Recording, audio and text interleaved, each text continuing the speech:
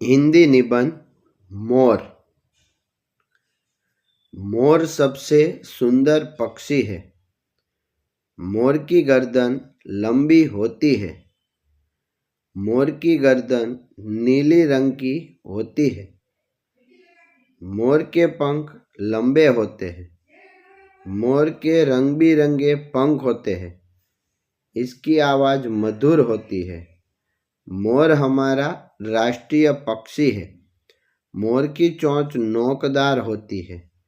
मोर के सिर पर एक सुंदर कलगी होती है। मोर का शरीर भी सुंदर होता है। मोर को 2 पैर होते हैं। मोर के दोनों पैर पतले होते हैं। मोर के पंख उनकी शोभा है। मोर कद में बड़ा पक्षी है। वर्षा ऋतु मोर को बहुत पसंद है। वर्षा ऋतु में काले बादल को देखकर मोर झूम उठता है। मोर पंख फैलाकर नाचने लगता है।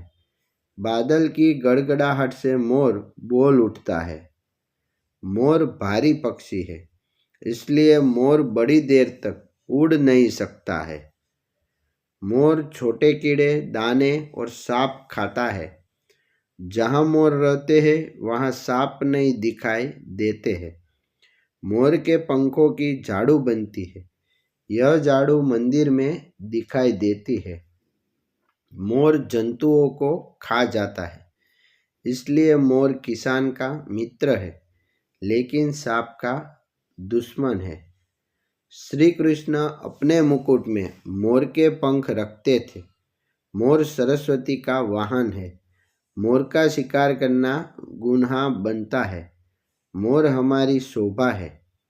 मोर कुदरत और राष्ट्र की शोभा है। मोर हमारे लिए उपयोगी है।